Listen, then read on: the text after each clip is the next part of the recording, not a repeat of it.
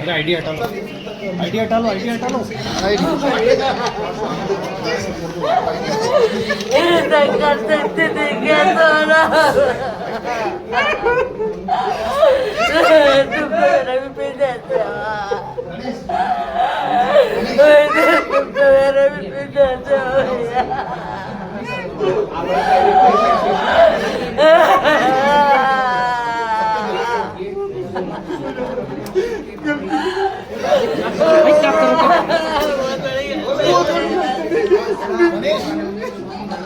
क्या है?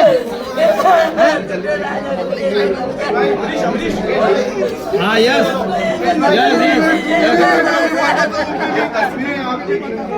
इतना बड़ा कदम उठा लेंगे, इसके मन में कुछ था तो भैया अपन को बता देते, अपन इसका हल कर लेते। माइक लगा दो। तुमको निवालो, टिकट के बारे में भी निवालो, तुमको वालो कुछ निवालो, माइक लगा दो। तुमको निवालो भैया। ऐसा मालूम होता तो हम पढ़े क्यों लेते? अरे अमरीश लाइव। दोस्तों, आप सभी का मेरा YouTube चैनल में बहुत बहुत स्वागत है। तो आज का जो वीडियो है वो बहुत दिल दहला देने वाली वीडियो है, क्योंकि आप लोग आजकल सुन रहे होंगे कि राजा रघुवंशी और सोनम रघुवंशी के बारे में। तो पिछले वीडियो में हमने आपको बताया था कि सोनम तो जिंदा लौट आई है, लेकिन भरोसा मर गया, क्योंकि वो अपने ही पति को मारने वाली वो शख्स है जिसने अपने पति को मार के खाई में फेंक दिया और फिर 16-17 दिन तक गायब रही। और वो वापस कब आई? जब उसके बॉयफ्रेंड को पुलिस पकड़ा तब वो वापस आई, और वो भी इस हालत में आई जैसे पुलिस को गुमराह करने की कोशिश कर रही थी। वो खुद कह रही थी कि मुझे अगवा किया गया और मुझे फिर गाजीपुर में छोड़ा गया।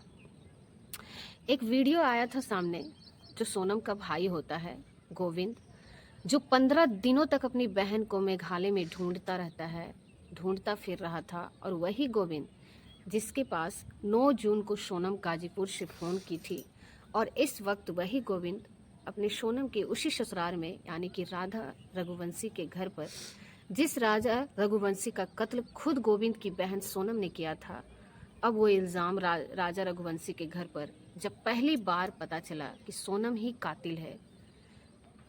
सोनम की जो तस्वीर थी उसको फाड़ कर जला दिया गया।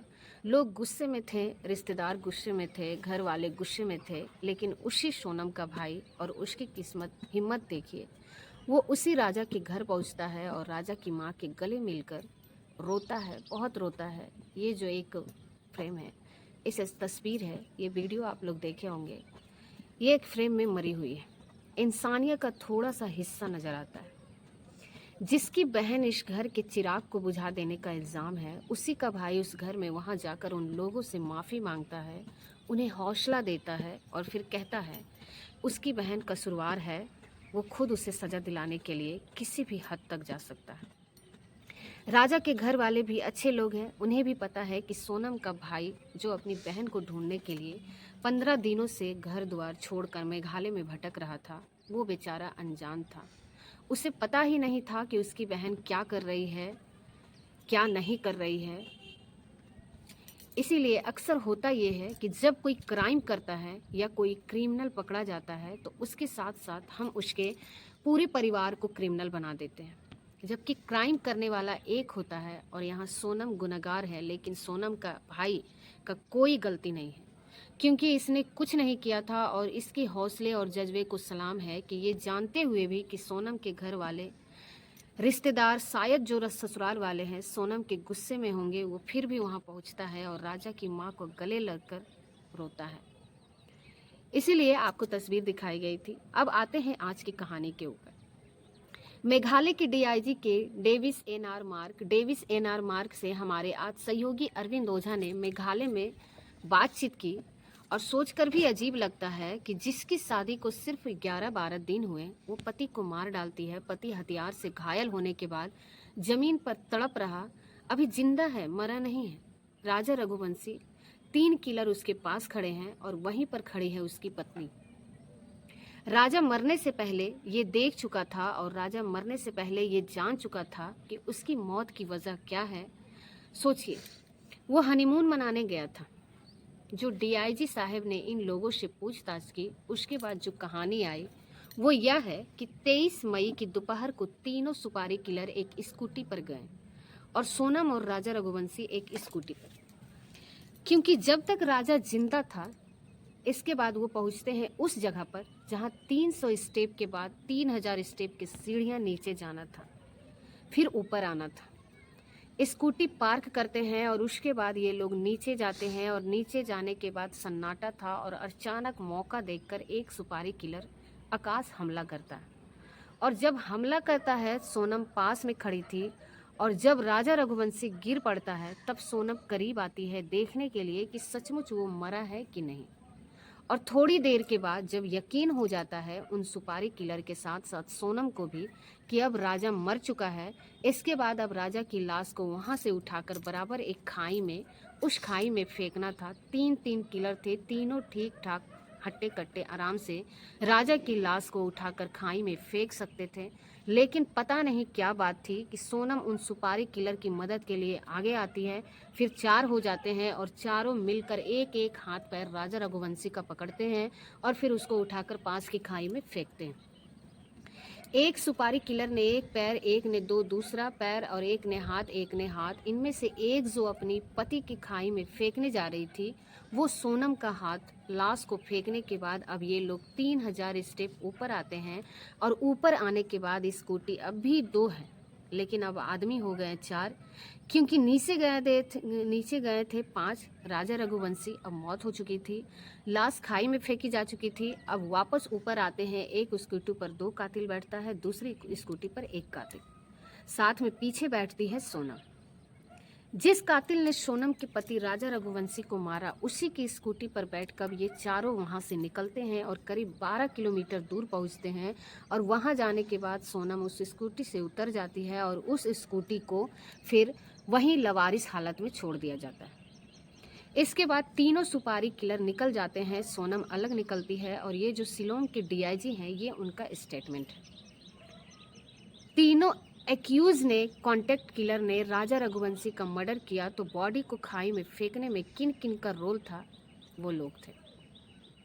हम लोग ने इंटीग्रेटेड किया, इंटरनेशियल इंट्रोगेशन में वो लोग बताया जो तीनों, और वो लोग राजा का बॉडी वो लोग ने उठाया और वो लोग तीनों के साथ सोनम ने खुद वो लोग को मदद किया और उसकी बॉडी को उठाने में। अपने इंटरव्यू में रिकॉर्ड किया, लाश को खाई में फेंकने वाले में एक सोनम थी। अब ये जो 23 तारीख की बात हो गई, जो इन्वेस्टिगेशन के दौरान बाकी चीज़ें पता चली, उनमें से एक ये है कि सोनम और राजा रघुवंशी जब मेघालय पहुंचे तब उसके पास 4 मोबाइल थे, लेकिन पुलिस को अब तक सिर्फ 1 मोबाइल मिला है और 3 मोबाइल गायब है। उन तीनों की लाश की जा रही थी शादी के बाद। 11 मई को शादी हुई और 13 मई तक सोनम ससुराल में रही और 11, 12, 13, 14 को वो मायके गई। लेकिन इन 3 दिनों में सोनम और राजा रघुवंशी के साथ एक पति पत्नी वाले रिश्ते नहीं थे, ना संबंध थे। उनकी एक वजह थी जो पूछताछ में खुलासा हुआ। खुलासा ये हुआ कि जब सोनम की शादी हुई, ससुराल पहुंची, तब उसने राजा रघुवंशी के सामने एक बात कही। उसने कहा कि मैं मन्नत मानी हूँ कि शादी के बाद मैं देवी मंदिर जाऊंगी असम, और जब तक मेरी मन्नत ये पूरी नहीं हो जाएगी तब तक आप मुझे छुएंगे नहीं। राजा रघुवंशी को क्या पता था कि इस मन्नत के पीछे की फितरत क्या है। उसने भी कहा जैसी सोनम की ख्वाहिश है, इसीलिए उन दिनों में कभी उन दोनों के बीच पति पत्नी वाले संबंध नहीं बने और सोनम इंतज़ार कर रही थी कि इसके बाद वो मायके गई और फिर 20 को वहाँ से निकल गई। अब वो पहुँची गुवाहाटी में उसने कामाख्या देवी मंदिर के दर्शन पूरे कर लिए। अब उनकी मन्नत पूरी हो गई, लेकिन सोनम होशियार, उसने कहा मेघालय चलते हैं और वहां मन्नत के बाद सीधे मेघालय पहुंच जाते हैं। और ये बात 21 मई की है। 20 को वो निकले थे, 21 को मन्नत पूरी हुई और अब वो मेघालय पहुंच गए और गुवाहाटी से ज़्यादा दूर है ही नहीं। मेघालय पहुंचने के बाद सोनम को इस बात का एहसास था कि मन्नत पूरी हो चुकी है, अब वो बहाना और नहीं कर सकती है और राजा रघुवंशी के करीब आने से रोक नहीं सकती है। वो इसी के बाद उसने मेघालय पहुँचते ही जो पहला काम था वो ये था कि 22 मई को ही राजा रघुवंशी को मार दिया जाए।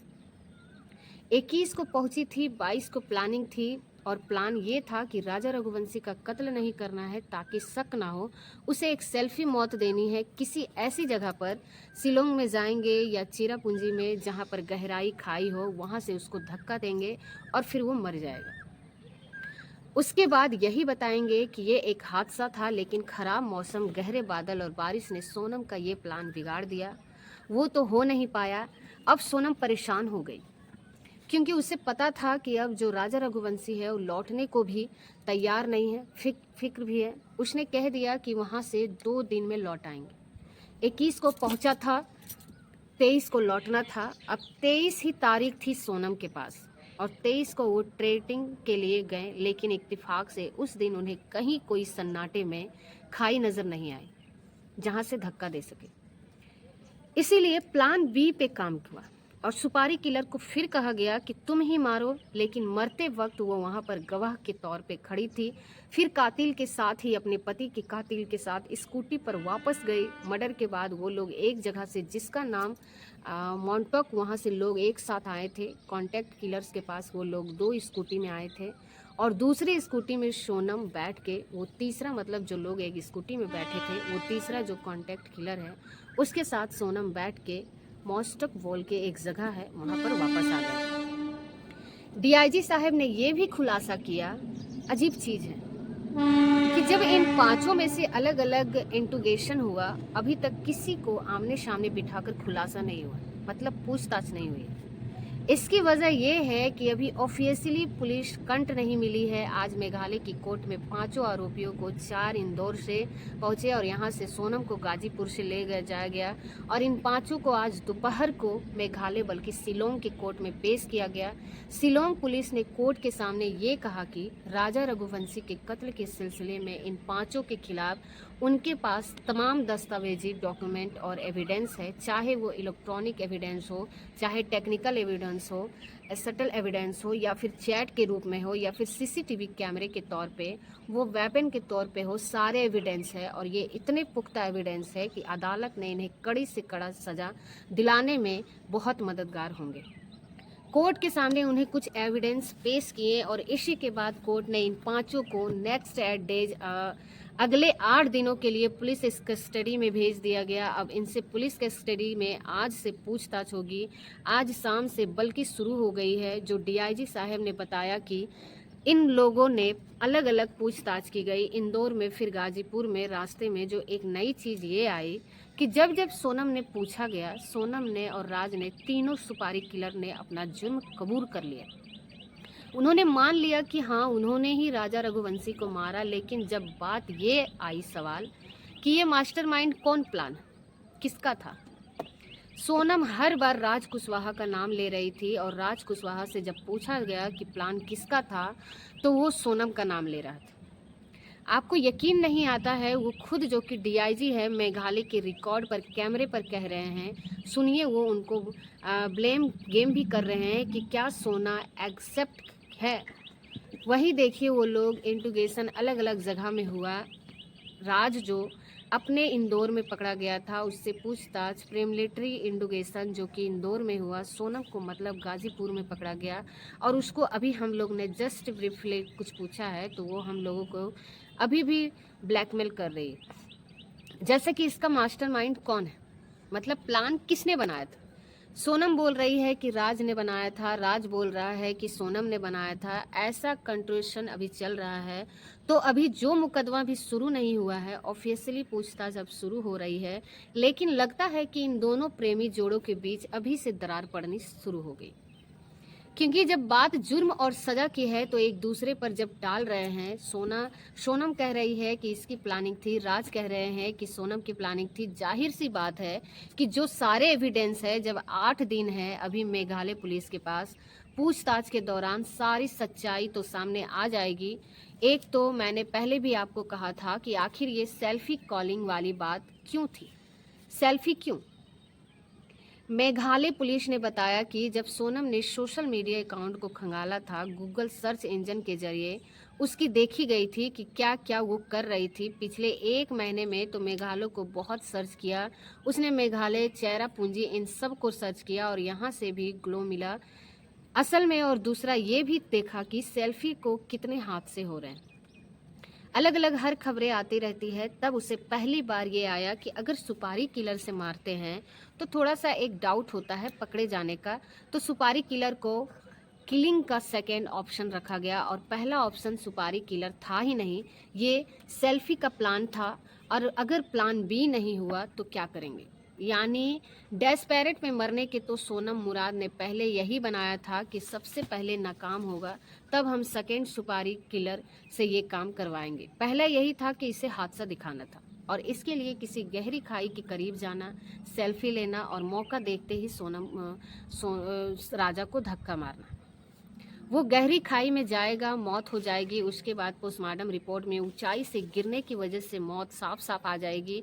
और फिर उसके बाद फ़ायदा ये होगा कि शादी के कुछ दिन के बाद विधवा हुई सोनम के साथ उसके मायके ससुराल दोनों लोगों की हमदर्दी होगी और फिर कुछ वक्त मिलेगा, लोग इस गम को भूल जाएंगे। फिर अचानक एक रोज़ राज कुशवाहा फरिश्ता बनकर आएगा कि मैं एक विधवा लड़की से शादी करने को तैयार हूँ और घर वाले भी अपनी जवान विधवा बेटी की शादी खुशी खुशी कर देंगे। पूरी प्लानिंग यही थी। लेकिन 22 मई को मौसम और बारिश ने बचा लिया था और आज से 8 दिन के लिए मेघालय पुलिस के पास है। इस दौरान मेघालय पुलिस का जो आला कत्ल यानी कि बेपल जिसने कत्ल किया था वो ऑलरेडी उनके पास है। जो स्कूटी लवारिस थी वो उनके पास है।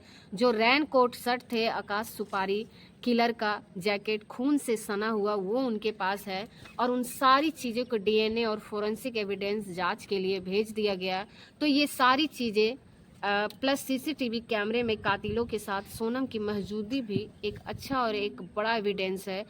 तो एविडेंस तो उनके पास भरपूर है, बस देखना ये है कि जब ये मुकदमा अदालत में पहुंचेगा तो किस तरीके से मेघालय पुलिस आप इसको वो फाइट करती है। उम्मीद यही है कि कैसे कातिलों को कड़ी से कड़ी सज़ा मिले। तो इसके साथ कहानी में फ़िलहाल इतना ही, लेकिन कहानी का सिलसिला ख़त्म करो उससे पहले भाई अपना सिलसिला आज उम्मीद करते हैं कि आपको ये वीडियो बहुत ही पसंद आया होगा और आपको ये जानकारी अच्छी लगी होगी।